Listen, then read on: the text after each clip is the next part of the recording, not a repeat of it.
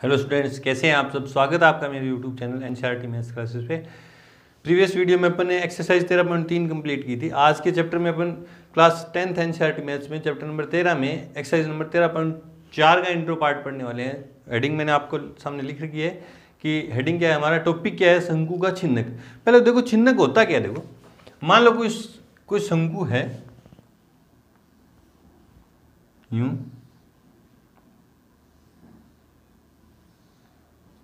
ये कोई शंकु है, ठीक है। इसको मैं एक तल के द्वारा यूं बीच में से काट दूं। जैसे आइसक्रीम का कोन है, आप सोचने की क्षमता देखो, सोच के देखो। आइसक्रीम का कोन है, यूं पड़ा है, उसको मैं बीच में से एकदम पृथ्वी के समांतर यूं काट दूं तो दो टुकड़े बनेंगे। देखो मान लो यहां से काटा मैंने इसको तो दो टुकड़े बने। देखो एक तो ऊपर,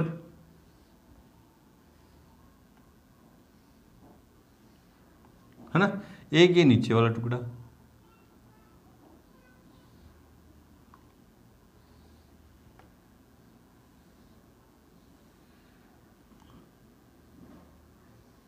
ठीक है, देखो ये एक बड़ा शंकु था, आइसक्रीम का कोन है, मानो आप समांतर, पृथ्वी के समांतर आपने उसको क्या किया, दो टुकड़ों में काट दिया। एक तो टुकड़ा ऊपर है और एक टुकड़ा ये नीचे। ये ऊपर है, ये वाला जो टुकड़ा है ये तो क्या है, शंकु है। वापिस से बड़े शंकु से एक छोटा शंकु निकल गया। ये वाला जो नीचे वाला टुकड़ा है ना, ये क्या है, शंकु का छिन्नक है। क्या है, शंकु का छिन्नक। जिसमें देखो यहाँ ये नीचे एक वृत्त होगा ना, उसका केंद्र एक ऊपर वर्त है ना, इसका ऊपर वर्त मतलब यूं इसको उठा के अपन यूं देखेंगे तो एक वर्ताकार भाग दिखेगा। शंकु के कोन को अपन नीचे से यूं देखते हैं तो वर्त दिखता है ना, उसका केंद्र है ना। यहाँ से लेके यहाँ तक की जो ये सीधी ऊंचाई है ये तो है h। ये जो तिरछी है ये क्या है, l। और जो बड़ी त्रिज्या है नीचे वाले बड़े भाग की जो त्रिज्या है ना, बड़े वाले वर्त की जो त्रिज्या है वो होगी r1। ये क्या होगी, r1। और जो छोटे भाग की त्रिज्या है वो क्या होगी, r2 होगी ना। तो ये शंकु का छिन्नक है। अब मैं इधर से ये साफ कर देता हूँ ना, ये इधर से क्या कर दिया साफ। तो आपने देखा कि एक बड़े शंकु को अपने दो भागों में काटा तो दो टुकड़े बन गए, है ना। ये था शंकु, इसके बारे में अपन पढ़ चुके हैं। शंकु का आयतन भी पढ़ चुके हैं, शंकु का वक्र पृष्ठीय क्षेत्रफल भी पढ़ चुके हैं, शंकु का संपूर्ण पृष्ठीय क्षेत्रफल भी पढ़ चुके हैं। अब अपन पढ़ेंगे इसके बारे में, छिन्नक के बारे में ना। छिन्नक का आयतन क्या होता है, शंकु के छिन्नक का आयतन, शंकु के छिन्नक का वक्र पृष्ठ, शंकु के छिन्नक का संपूर्ण पृष्ठ। बस आपको एक बार समझना है कि छिन्नक होता क्या है। शंकु के दो टुकड़े करेंगे तो दो भाग बने, एक छोटा शंकु, एक बड़ा। जो दूसरा भाग है वो क्या कहलाता है, शंकु का छिन्नक। जिसमें बड़े भाग की जो त्रिज्या है वो r1 है। हमेशा याद रखना, जहां r1 जो है हमेशा क्या होगी, बड़ी किससे, r2 से, ठीक है। सीधी ऊंचाई है वो h है, तिरछी ऊंचाई वो क्या है, l है। और छोटे भाग की जो त्रिज्या है वो r2 है। अब इसकी सूत्र आपको याद रखनी है। शंकु के छिन्नक का आयतन, तो आप सोच के देखो, आपको याद है सूत्र कि शंकु का आयतन क्या था, 1/3 पाई r स्क्वायर h। इसमें शंकु के छिन्नक का आयतन क्या होगा, 1/3 पाई ब्रैकेट में, क्योंकि इसमें त्रिज्याएं r है ना। इसमें सिर्फ एक ही शंकु की बात करूं तो एक ही त्रिज्या थी तो उसमें r स्क्वायर था। इसमें दो त्रिज्याएं r1 r2, तो छिन्नक का आयतन का सूत्र क्या बनेगा, r1 square plus r2 square plus r1 r2 और h। चेंज किस में हो रहा है, सिर्फ r में, क्योंकि त्रिज्याएं दो होगी। बाकी वही सूत्र है, 1/3 पाई r1 square plus r2 square plus r1 r2 और ब्रैकेट बंद h, है ना। फिर है शंकु के छिन्नक का वक्र पृष्ठीय क्षेत्रफल।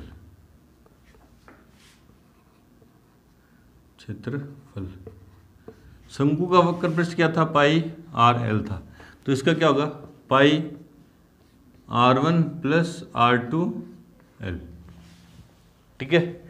और फिर शंकु का संपूर्ण पृष्ठ छिन्नक का, शंकु के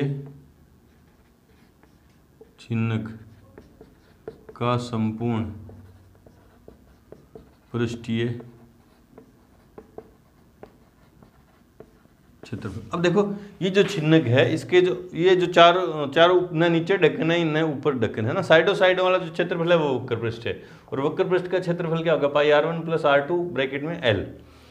और ऊपर एक ढक्कन लगा दूं वो भी एक वर्त के आकार का, और नीचे एक ढक्कन लगा दूं वो भी एक वर्त के आकार का होगा, तो दो ढक्कन लगा दूंगा तो संपूर्ण पृष्ठ हो जाएगा। तो संपूर्ण पृष्ठ क्षेत्रफल क्या होगा, वक्र पृष्ठ तो आएगा ही आएगा, पाई r1 plus r2 l plus pi r1 square मतलब नीचे एक ढक्कन लगा दिया, प्लस पाई r2 स्क्वायर मतलब एक ऊपर ढक्कन लगा दिया, है ना। और शंकु के तिर्यक ऊंचाई, छिन्नक की तिर्यक ऊंचाई, दोनों त्रिज्याओं और एच में क्या संबंध होता है कि एल स्क्वायर, जहां एल स्क्वायर क्या होता है, एल स्क्वायर बराबर H square plus r1 minus r2 की होल स्क्वायर। और जहां आपको याद रखना है कि r1 बड़ी होती है r2 से। ये शंकु के छिन्नक के आयतन का सूत्र, वक्र पृष्ठ का सूत्र और संपूर्ण पृष्ठ का सूत्र, और तिर्यक ऊंचाई और ऊंचाई में और त्रिज्याओं में क्या संबंध है वही है ना। और आपको याद रखना कि बड़े वाली त्रिज्या को अपन r1 मानेंगे और छोटे वाली त्रिज्या को क्या मानेंगे, r2। अब करते हैं एक दो एग्जाम्पल, तब आपके ये सूत्र एकदम दिमाग में सेट हो जाएंगे ना। तो बढ़ते हैं अपने एग्जाम्पल की तरफ, उससे पहले वीडियो को रोकें और नोट करें।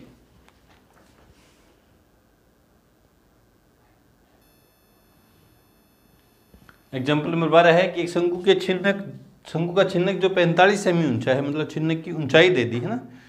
मैंने इधर शंकु के छिन्नक के आयतन के, वक्र पृष्ठ के और संपूर्ण पृष्ठ के सूत्र लिख रखे हैं, और मैं यहाँ बता देता हूँ कि छिन्नक होता क्या है।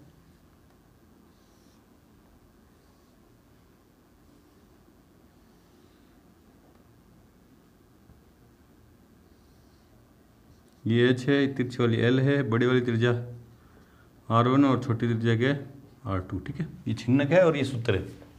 अब देखते हैं एक शंकु का छिन्नक जो 45 सेमी ऊंचा है, मतलब ऊंचाई दे दी 45 सेमी, ठीक है, के सिरों की त्रिज्याएं 28 सेमी व 7 सेमी, त्रिज्याएं दे दी, बड़ी त्रिज्या मतलब 28 और छोटी त्रिज्या मतलब 7 सेमी है, ठीक है। इसका आयतन भी ज्ञात करो, वक्र पृष्ठीय क्षेत्रफल और संपूर्ण पृष्ठीय क्षेत्रफल, तीनों चीजें ज्ञात करनी। पहले जो चीजें दे रखी हैं वो लिखते हैं। दिया है छिन्नक की ऊंचाई बराबर, ऊंचाई h बराबर, ऊंचाई h बराबर 45 cm, बड़ी त्रिज्या r1 बराबर 28 cm व r2 बराबर 7 सेमी, ठीक है। अब पहले क्या निकालना है, आयतन, छिन्नक का आयतन, छिन्नक का आयतन।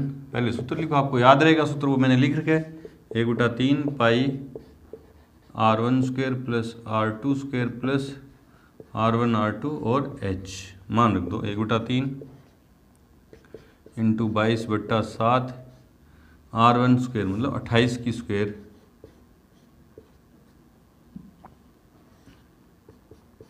7 की स्क्वायर प्लस 28 इंटू 7 और इंटू में 45, ठीक है। कुछ कट नहीं रहा, 22 इंटू 3 इंटू 7,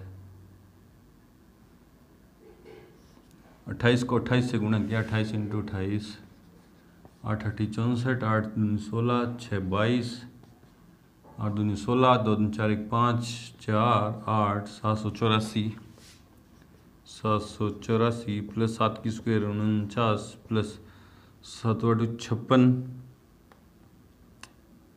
6 5 7 14 5 19 इंटू में 45, 22 बट्टा में 3 गुणा 7, ये जोड़ देता हूँ तो 6 3 9 6 15 4 19, ठीक है, 10 4 14 8 22, 2 3 और 7 10 गुणा में 45, ये 3 के पहाड़े में काटा तो 15 बार, 7 के पहाड़े में काटा तो 7 एकम 7 3 32, 7 चौका 28, 4 7 7 49, है ना, 15 330 मतलब 0, 33 को 147 से गुणा किया, 7 21, 4 12 2 14, 4 1 4 4 1 5 8 एक 18 51 सेमी क्यूब, 18 510 सेमी क्यूब, 18 510 48 है, ये 4 है, 4 4 48 510 सेंटीमीटर क्यूब, बिल्कुल सही है। ये तो छिन्नक का आयतन आया। अब मुझे निकालने हैं वक्र पृष्ठीय क्षेत्रफल। आप लिख देना, हाँ, छिन्नक का वक्र पृष्ठीय क्षेत्रफल। सूत्र आपको याद रहेगा, पाई r1 प्लस r2 और L चाहिए ना, तो L निकालनी पड़ेगी। पहले L निकाल लेते हैं ना, पहले L, चूंकि L है नहीं मेरे पास, L निकालेंगे। सूत्र हमें याद है L का, चूंकि L स्क्वायर बराबर h² plus r1 minus r2 की होल स्क्वायर। h कितना है, 45 की स्क्वायर प्लस r1 का मान 28 में से 7 गए की स्क्वायर, 45 की स्क्वायर 25, 5 चौका 20, 25 प्लस 28 में 7 गए 21, 21 की स्क्वायर 441, 5 और 1 6, 4 2 6, 4 2 24 66 L स्क्वायर, इधर जाएगा तो अंडर रूट 24 66, 24 416 46, 46 इंटू 46 करो, देखा 6 छक्का 36, 6 चौका 24, 3 27, 6 चौका 24, 2 4 16 2 18, 6 7 11 L स्क्वायर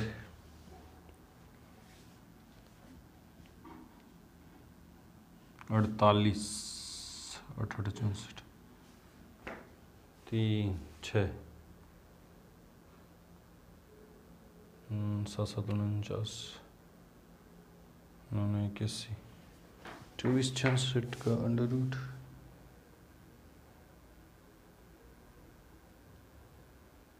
पॉइंटों में आएगा भाई, क्या आएगा पॉइंटों में, तो निकालते हैं।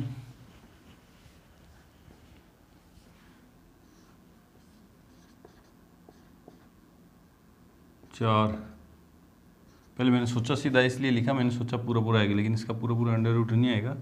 4 चौके 16, 14 में से 6 गए तो 8, ऊपर से 13 जोड़ा 16 है ना, 5 लिखा 500, 300 800, 6 लिखते हैं, 6 से गुणा करेंगे, 4 4 8 होते हैं, 8 होते हैं, क्या कर रहा है, 8 8 8 64 600, 9 लिख के देखो, 9 81, 8 9 8 72 80,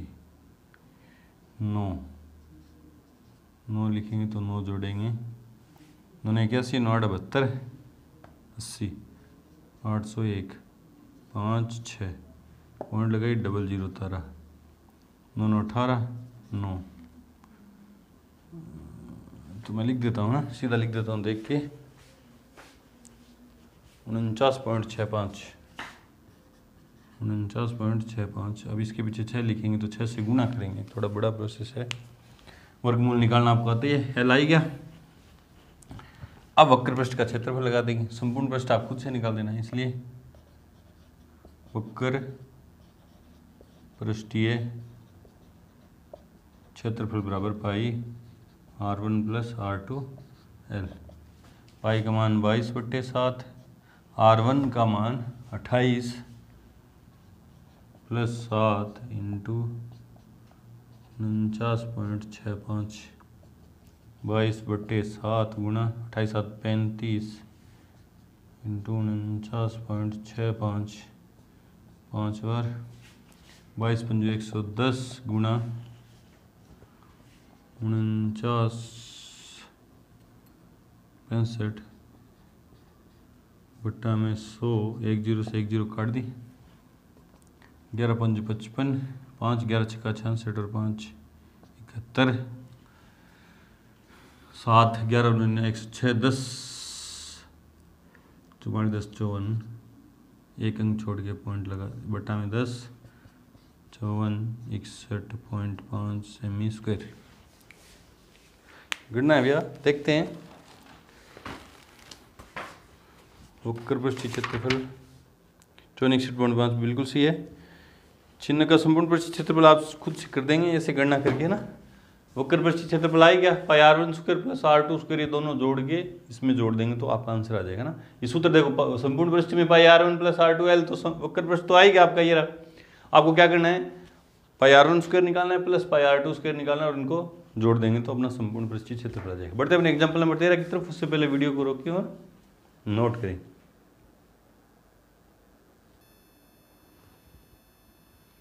एग्जाम्पल नंबर 13 है कि हनुम्पा और उसकी पत्नी गंगम्मा गन्ने के रस से गुड़ बना रहे हैं। ठीक है, आगे देखो, क्या उन्होंने गन्ने के रस को गर्म करके राब बना ली है। गन्ने को गुड़ को रस को गर्म करेंगे तो गाढ़ा गाढ़ा हो जाता है, राब बना ली है ना, जिसे शंकु के छिन्नक के आकार के सांचों में ढाला जाता है। जो राब बनाई उनको शंकु के छिन्नक के आकार के बर्तन में डालेंगे, जिसके प्रत्येक वर्तीय सिरों के व्यास इतने इतने हैं और सांचे की ऊंचाई इतनी है। 1 सेमी क्यूब राब का द्रव्यमान इतना है, तो सांचे में भरे से जा सकने वाली राब का द्रव्यमान ज्ञात करो, है ना। अब मुझे राब का द्रव्यमान ज्ञात करना है, तो अब कैसे पता चले, है ना, कि आयतन ज्ञात करें, पृष्ठीय क्षेत्रफल ज्ञात करें या वक्र पृष्ठीय ज्ञात करें। सबसे पहली समस्या तो ये है। तो देखो, बर्तन के अंदर कोई चीज भरनी है, कोई चीज भरते हैं तो आयतन काम में आता है। पहली पहचान तो ये है, सबसे बड़ी पहचान ये है कि कोई चीज भरनी हो ना तो आयतन काम में आएगा। या आपकी दूसरा एंटी है कि 1 सेंटीमीटर क्यूब राब का द्रव्यमान इतना है, तो सांचे में भरी जा सकने वाली राब का द्रव्यमान ज्ञात करो। मतलब कुछ 1 सेंटीमीटर क्यूब, और क्यूब में जो चीज दे रखी होती है वो क्या होता है, आयतन। मतलब आयतन में दे रखा है तो अपन आयतन निकालेंगे और जो चीज दे रखी है उससे क्या कर देंगे, गुणा कर देंगे ना। अब जो चीजें दे रखी, तो आप मुझे सबसे पहले ये पता चला कि मुझे शंकु के छिन्नक का आयतन ज्ञात करना है। तो आयतन ज्ञात करते पहले बात सबसे पहले मेरे दिमाग में आएगा सूत्र आपको याद है कि 1/3 पाई r1 square plus r2 square plus r1 r2 और h। फिर मैं ढूंढता हूँ r1 r2, है ना, और h देखता हूँ। तो व्यास दे रखी है ना, तो जो चीज दे रखी है क्वेश्चन वहीं से स्टार्ट होगा। चूंकि व्यास बराबर 30 सेमी, इसलिए अब देखो ये छोटी त्रिज्या है, छोटा व्यास है तो छोटी त्रिज्या निकलेगी, इसलिए r2 बराबर 30/2 सेमी। बोले सर ये कट रहा है, देखो कट तो रहा है, लेकिन जब मैं r1 निकालूंगा तो 35/2 आएगा, वो कटेगा नहीं, एक चीज नहीं कटेगी। तो गणना थोड़ी सी मुश्किल हो जाएगी। काट सकते हो, 15 निकाल सकते हो ना। गणना आसान करने का तरीका बता रहा हूं। देखो, दूसरा व्यास बराबर 35 सेमी। देखा, छोटा व्यास था सो उसे छोटी त्रिज्या r2 निकलेगी। अब बड़े व्यास से r1 निकलेगी 35/2 सेमी। वह h बराबर ऊंचाई h बराबर कितनी है, 14 सेमी। इसलिए छिन्नक का आयतन बराबर 1/3 पाई r1 square plus r2 square plus r1 r2 और h। मान रख दो 1/3 गुणा 22/7 ब्रैकेट में r1 स्क्वायर, r1 का मान कितना है 35/2 की स्क्वायर, 30/2 की स्क्वायर, 35/2 गुणा 30/2 और h कितना है 14। ठीक है, हाँ ये h कट जाएगा 2 बार। हल करते हैं। देखो 1/3 या 22/3 हो गई, ये 22/3, 35 की स्क्वायर 12/25 बट्टा में 2 की स्क्वायर 4 प्लस 30 की स्क्वायर। देखो इनकी अलग अलग स्क्वायर कर देंगे, ऊपर अलग 35 गुणा 35 तो 1225 बट्टा में 2 की स्क्वायर 4। इसी तरह 30 गुणा 30 करेंगे तो 900 बट्टा में 4 प्लस 35 को 30 से गुणा करूँगा, 35 गुणा 70 105 1050 बट्टा में 4। नीचे नीचे गुणा का नियम, ऊपर ऊपर गुणा नीचे नीचे गुणा ना।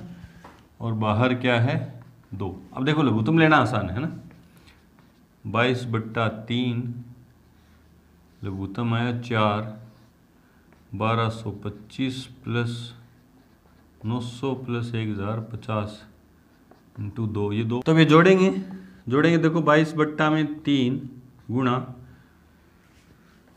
1200 900 2100 31 75 31 75 बट्टा में 4 गुणा में 2, 2 से काटा तो 2 और 2 से काटा तो 11, ठीक है।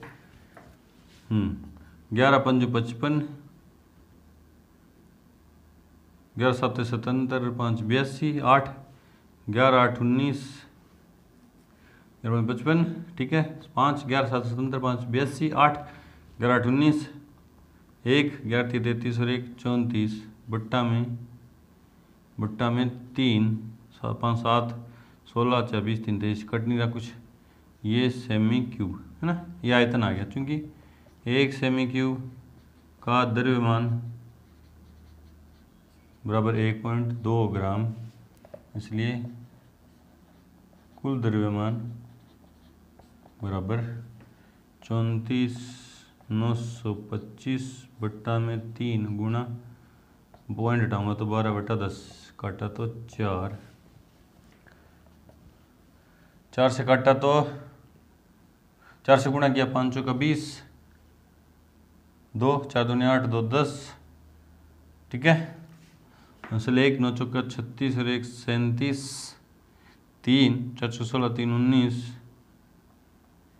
4 3 12 और 1 13 बट्टा में 10 0 से 0, ये ग्राम को किलोग्राम में बदलेंगे तो 1397 0 बट्टा में 1000, ये 1000 का वाक्य दिया ग्राम को किलोग्राम में, 1 0 से 1 0, 13.97 kg, ये हमारा आंसर है।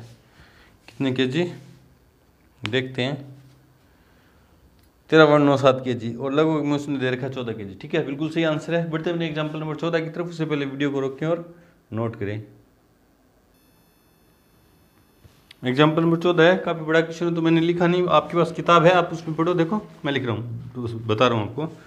धातु से बनी एक खुली बाल्टी शंकु के छिन्न के आकार की है, जो धातु के बने एक खोखले बेलनाकार आधार पर आरोपित है। देखो ये बाल्टी दिखाई दे रही है आपको, नीचे ये जो आधार है ये कैसा है, बेलनाकार, और ये यहाँ से लेके ये जो बाल्टी है ये कैसा है, छिन्न का शंकु का। ये देखो नीचे बेलनाकार आधार है, ठीक है। इस बाल्टी के दोनों सिरों के व्यास 45 और 25 है। बड़ा व्यास 45 है और छोटा व्यास जो है ये कितना है, 25 है, ठीक है। तथा बाल्टी की कुल ऊर्ध्वाधर ऊंचाई 40 सेमी, यहाँ से लेके यहाँ तक की ऊंचाई 40 सेमी है, ठीक है। बेलनाकार आधार की ऊंचाई 36 सेमी है, 6 सेमी है। तो छिन्नक की ऊंचाई कितनी, 40 में से 6 गए तो 34 सेमी, ठीक है। इस बाल्टी को बनाने में प्रयुक्त धातु की चादर का क्षेत्रफल ज्ञात कीजिए, जबकि हम बाल्टी की मुठिया को हत्थे जो ये हत्था है ना ऊपर उठाने वाला, हत्थे को इसमें सम्मिलित नहीं कर रहे हैं। साथ ही उस पानी का आयतन ज्ञात कीजिए जो इस बाल्टी में धारण कर सकता है। मतलब इस बाल्टी का संपूर्ण पृष्ठीय क्षेत्रफल और आपको आयतन ज्ञात करना है ना। तो जो जो चीजें दे रखी है पहले वो आपको अपन लिखते हैं, क्योंकि व्यास बराबर 45 सेमी, बड़ा व्यास 45 है, इसलिए त्रिज्या ये सीधा लिख दो, R1 बराबर बड़े व्यास से बड़ी त्रिज्या निकलेगी ना 45/2 सेमी। दूसरा व्यास बराबर 25 सेमी, इसलिए R2 बराबर 25/2 सेमी। छिन्नक की ऊंचाई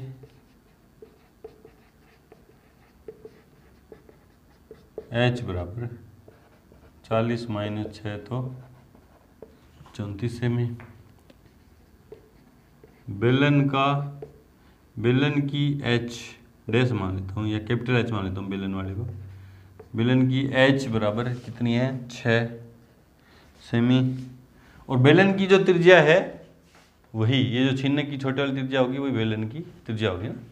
अब इस बाल्टी का मुझे संपूर्ण, मतलब इस बाल्टी में कितनी धातु लगी है, वो कहाँ कहाँ लगी, पहले तो आप देखो इस शंकु के वक्र पृष्ठ पे प्लस बेलन का वक्र पृष्ठ, और देखो यहाँ नीचे बाल्टी के पेंदे में यहाँ धातु लगी है, मतलब एक सिरे का क्षेत्रफल। बाल्टी का एक सिरा तो खुला है और पेंदे में यहाँ देखो धातु लगी होगी नीचे वाले सिरे में, तो उसका क्षेत्रफल। हाँ, इसलिए बाल्टी में लगी, पहले देखो छिन्नक का वक्र पृष्ठ निकालूंगा तो मुझे एल चाहिए, तो पहले मैं एल निकाल रहा हूँ ना, चूंकि एल स्क्वायर बराबर H square plus R1 minus R2 की होल स्क्वायर। एच कितनी है, एच है 34 की स्क्वायर प्लस R1 का मान है 45/2 माइनस 25/2 की होल स्क्वायर। 34 इंटू 34, 4 चौके 16, 4 12 13, 4 12, 3 9 10, 6 5 1 1156 प्लस यहाँ लघुत्तम लेकर घटाऊंगा तो 45 में 25 जाएंगे 20, 20/2 10, 10 की स्क्वायर 100, 1256। इधर स्क्वायर इधर जाएगा तो अंडर रूट, तो एल बराबर अंडर रूट में 1256, और 1256 का अंडर रूट पूरा पूरा आएगा नहीं, 1256 की गणना टेढ़ी है सारी, है ना। 3 3 दिया 9 प्लस 6 3 56, 5 लिखा, 6 लिखा, 6 6 36, 5 लिखे, 5 5 25, 5 का 30 और 2 32, 5 लिखा, 70, 11 1 3, है ना, पॉइंट लगाया 00, 7 चौका 28, 4 लिखूँ तो 4 से गुणा करूँगा, 4 चौके 16, 7 चौका 28, 10 में 6 के 4, 9 में से 35.4। एल का मान कितना रहे, 35.44। हाँ, एल का मान आप 1 पॉइंट तक ही निकालें ना, एल आ गया। अब धातु का क्षेत्रफल निकालेंगे।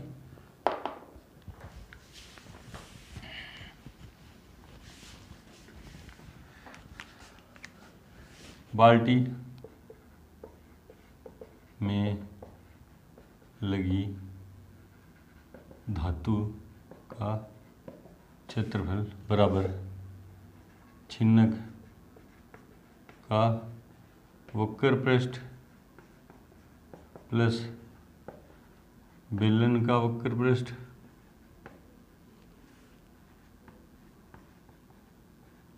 प्लस बाल्टी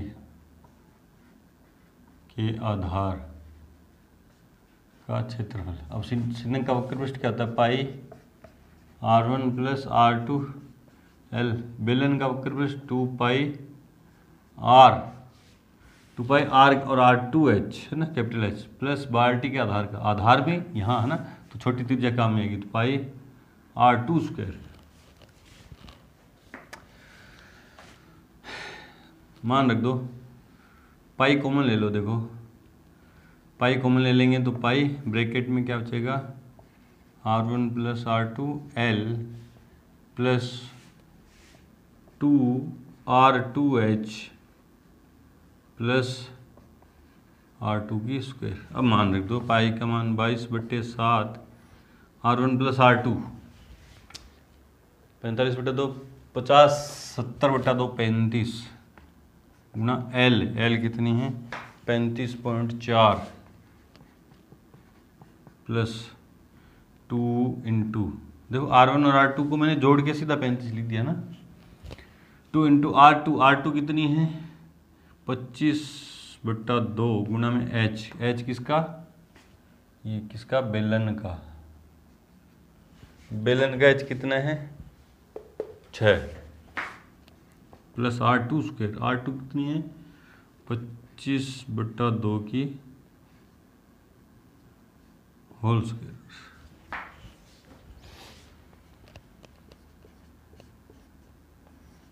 ये 2 से 2 छक्का 25 छक्का 150 प्लस 625/4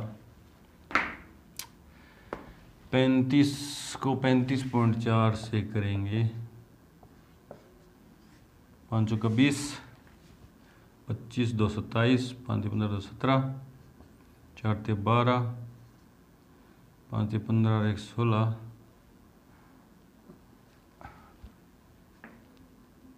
12 5 15 16 3 और 1 10 0 7 2 9 7 6 13 2 1 1239.00 लगाओ चाहिए नहीं लगाओ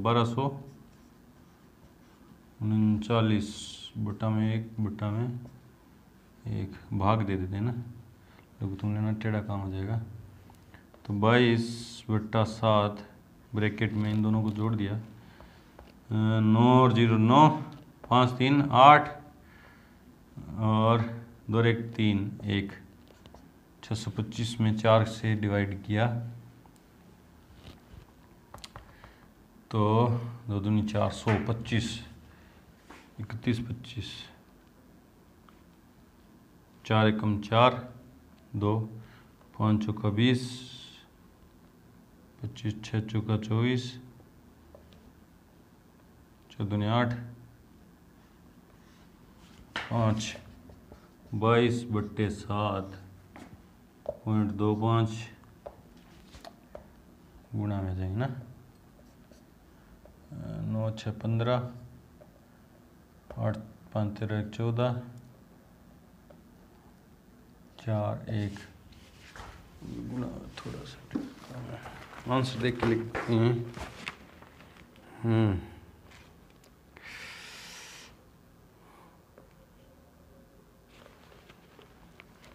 तो 4860.9 सेमी स्क्वायर, ठीक है। इसी तरह इसका क्या कहते हैं आपको आयतन, आयतन का भी सूत्र लगा देंगे।